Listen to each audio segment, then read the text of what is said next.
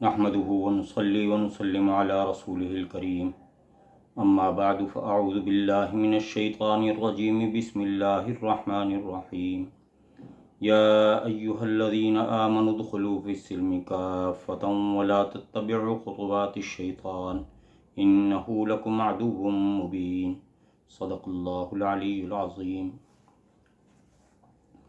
میرے محترم سامعین، اللہ تعالیٰ نے اس آیت میں مسلمانوں کو خطاب فرما کر اسلام کے اندر پورا داخل ہونے کا حکم دیا ہے۔ یا ایھا الذین آمنوا، اے ایمان والو، ادخلوا فی السلم کافہ، اسلام میں پورے داخل ہو جاؤ۔ ولا تتبعوا خطوات الشیطان، اور شیطان کے قدموں پر مت چلو۔ انہ لکم عدو مبین، بے شک وہ تمہارا کھلا دشمن ہے۔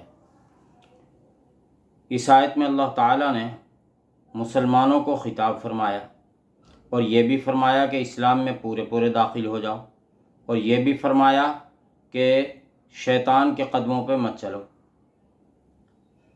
اسلام میں داخل ہو کر شیطان کے قدموں پر چلنا کیا ہے، اس کا شان نزول سماعت فرمائیے تو اس آیت کا مفہوم واضح ہو جائے گا، اور پھر اسی میں ہمارے لیے سبق بھی ہے۔ مفسرین کرام نے لکھا ہے کہ حضرت عبداللہ ابن سلام رضی اللہ تعالی عنہ یہودیوں کے بڑے عالم تھے، اور پھر وہ مسلمان ہو گئے۔ مسلمان ہونے کے بعد پھر ان کے دل میں خیال آیا کہ ملت یہودیہ میں یا توریت میں ہفتے کے دن کی تعظیم واجب تھی اور اونٹ کا گوشت حرام تھا، لیکن اگر اس کا لحاظ رکھتے ہوئے ہفتے کے دن کی تعظیم بھی اسی طرح کی جائے، اگرچہ اس کے ساتھ ساتھ اسلام میں چونکہ جمعہ کا دن سب سے افضل ہے، تو جمعہ کی تعظیم بھی برقرار ہو اور ہفتے کی تعظیم بھی ہو، کہ ہفتے کے دن کی تعظیم توریت میں تھی، ملت یہودیہ میں تھی، تو وہ بھی رہے اور وہ بھی ہو۔ اسی طرح اونٹ کا گوشت حرام تھا ملت یہودیہ میں، یہودی مذہب میں، لیکن اسلام میں اگرچہ حلال ہے، لیکن اگر ترک بھی کر دیا جائے تو اس میں حرج کیا ہے۔ تو ان کے ذہن میں یہ خیال آیا، تو اللہ جل وعلا شانہ نے یہ آیت نازل فرمائی اور اس آیت میں حکم دیا کہ اے ایمان والو، یعنی اے مسلمانوں، اسلام میں پورے گھس جاؤ، اسلام میں پورے داخل ہو جاؤ، اور شیطان کے قدموں پہ مت چلو۔ معلوم ہوا کہ مسلمان ہو کر پھر کسی اور مذہب کی، کسی ایسے عقیدے کی طرف یا کسی ایسے عمل کی طرف مائل ہونا، یہ اسلام میں پورا داخلہ نہیں ہے، بلکہ یہ شیطان کا قدم ہے، یہ شیطان کا راستہ ہے۔ اسلام میں داخلہ یہ ہے کہ آدمی اسلام کے ہی احکام کو پورا قبول کرے اور اسلام کے ہی احکام پر صرف عمل کرے، کسی اور کی طرف مائل نہ ہو۔ یہ مفہوم ہے اس آیت کا۔ اب یہاں اس کے ذیل میں ایک بات اور سمجھ لیجئے، اسلام کا خلاصہ کیا ہے؟ علماء نے لکھا ہے کہ اسلام کے 5 شعبے ہیں، دین کے 5 شعبے ہیں، دین اسلام کے 5 شعبے ہیں۔ ایک عقائد کا شعبہ ہے، ایک عبادات کا شعبہ ہے، ایک معاملات کا شعبہ ہے، ایک معاشرت کا شعبہ ہے، ایک اخلاق کا شعبہ ہے۔ یہ 5 شعبہ جات ہیں اسلام میں۔ اسلام نے جو پھیلا ہوا ہے دین، جو اسلام پھیلا ہوا ہے قرآن اور حدیث میں اور ان کی تفسیر میں اور ان کی تشریح میں، وہ سب کا سب ان 5 شعبوں میں محدود ہے۔ قرآن و حدیث یا تو عقائد کی بات کرتا ہے، عقائد کی اصلاح کرتا ہے، جو باطل عقائد تھے زمانہ جاہلیت میں اور اسلام کے آنے سے پہلے، تو ان کی اصلاح کرتا ہے۔ اور اسی طرح عبادات کی اصلاح کرتا ہے، عبادات بتاتا ہے کہ عبادات کے کیا طریقے ہیں۔ وہ رسول اللہ صلی اللہ علیہ وآلہ وسلم کا سنت طریقہ ہے، جو آپ صلی اللہ علیہ وآلہ وسلم عبادات فرمائی ہیں وہ عبادات ہیں۔ اسی طرح معاملات ہے، اسی طرح معاشرت ہے، اسی طرح اخلاق ہے۔ تو یہ 5 شعبے ہیں دین اسلام کے۔ تو ان تمام کے تمام شعبہ جات میں صرف اسلام سے رہنمائی لینی ہے۔ عقائد میں مسلمانوں کے عقائد اسلام کے مطابق ہیں، جن کے بعض عقائد اسلام کے خلاف ہوں تو مسلمان علماء ان کو بتا دیتے ہیں کہ یہ سراسر اسلام کے خلاف ہے، لہٰذا ایسا شخص دائرہ اسلام سے خارج ہے۔ مثال کے طور پر کوئی شخص ختم نبوت کا منکر ہے، ختم نبوت کا قائل نہیں ہے، تو وہ شخص مسلمان نہیں ہے، چاہے اپنے آپ کو مسلمان کہتا رہے۔ تو اسی طرح یہ تمام عقائد ہیں۔ عقائد میں مسلمان اسلامی عقائد کو تسلیم کرتے ہیں، اور یوں ہی عبادات کی طرف آ جائیے۔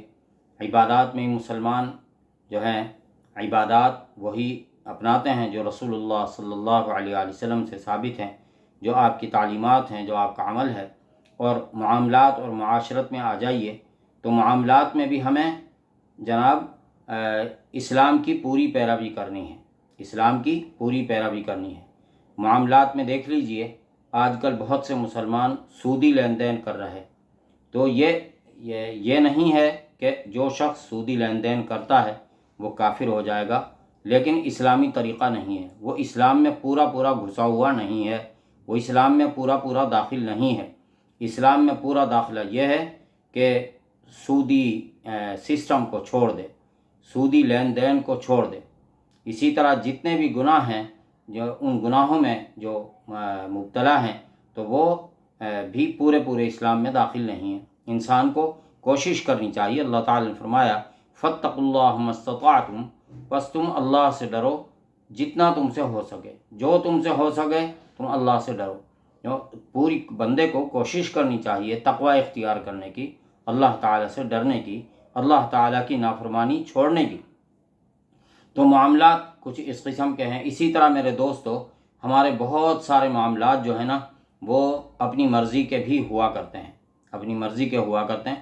مثالیں تو بہت ساری اس کی معاشرے میں پائی جاتی ہیں، لیکن میں ایک مثال موٹی سی دیتا ہوں کہ مثال کے طور پر کوئی کسی 2 فریقوں کا کسی معاملے میں سودا ہوتا ہے، جیسے آج کل ایڈوانس دیا جاتا ہے معاملے میں، کسی معاملے میں سودا ہونے پر، کوئی لین دین پر، کوئی دکان کی خریداری پر، کوئی مکان کی خریداری پر، یا کرائے پر لینے پر کوئی سودا بنتا ہے، تو ان میں سے بازار میں ایک انہوں نے اصول بنایا ہوا ہے کہ جو شخص پھر جائے گا تو اس کو اس رقم کا نقصان اٹھانا پڑے گا۔ مثال کے طور پر اگر جو دینے والا ہے، کرائے پر دینے والا ہے، اگر وہ مکر جاتا ہے کہ میں اب اس شخص کو جس سے میرا معاہدہ ہوا ہے میں اس کو اب کرائے پر نہیں دوں گا، تو وہ جو اس نے ایڈوانس دیا اس کی ڈبل رقم واپس کرے گا۔ یہ بازار والوں کا اصول ہے۔ اسی طرح اگر جو کرائے پر لے رہا ہے اگر وہ مکر جاتا ہے تو بازار والوں نے یہ اصول بنایا ہوا ہے، تو جو اس نے رقم دے دی وہ ڈوب گئی، جبکہ یہ سراسر ناجائز اور حرام ہے، یہ گناہ ہے۔ تو معاملات میں ہم نے اپنے اصول بنائے ہوئے ہیں، یہ جو اصول شریعت کے خلاف ہیں ان سے بھی ہمیں بچنا چاہیے۔ جب تک ہم ان سے نہیں بچیں گے، جو ہمارا معاشرہ خراب ہو رہا ہے وہ اسی وجہ سے ہو رہا ہے۔ اسی طرح بہت ساری ہمارے اندر معاشرتی برائیاں ہیں، اسی طرح بہت ساری ہمارے اندر اخلاقی برائیاں ہیں۔ آج کل اخلاق کے لحاظ سے ہمارے ہاں جھوٹ بہت عام ہوتا جا رہا ہے، جھوٹ بولا جا رہا ہے بہت زیادہ، خصوصاً لین دین میں جھوٹ بولا جا رہا ہے، سودے بازی میں جھوٹ بولا جا رہا ہے، کاروبار میں جھوٹ بولا جا رہا ہے۔ تو یہ ہو گیا۔ یہ تو اخلاق کا معاملہ بھی ہمارا یہ ہے۔ پھر منافقت بہت ہے، اور بہت ساری خرابیاں ہیں جو اخلاقی لحاظ سے ہمارے اندر پائی جاتی ہیں، غیر اخلاقی حرکتیں۔ بہرحال اس آیت کا مفہوم یہ ہے کہ اے ایمان والو، اسلام میں پورے داخل ہو جاؤ، یعنی عقیدے کے اعتبار سے بھی پورے تمام عقائد وہی ہوں کہ جو اسلام نے جن کے ہمیں تعلیم دی ہے، عبادات بعین اس طریقے پر ہوں جو اسلام نے ہمیں تعلیم دی ہے، معاملات بھی ہمارے عین وہی ہوں جن کی جو ہمیں رہنمائی اسلام سے ملتی ہے، معاشرت بھی ہماری عین وہی ہو جن کی رہنمائی ہمیں اسلام سے ملتی ہے، اسی طرح ہمارے اخلاق بھی اخلاق نبوی ہونے چاہیے۔ ان کی تفصیل ہے انشاءاللہ موقع بموقع عرض کی جاتی رہے گی۔ اللہ تعالی ہمیں عمل کی توفیق عطا فرمائے۔ وآخر دعوانا ان الحمد للہ رب العالمین۔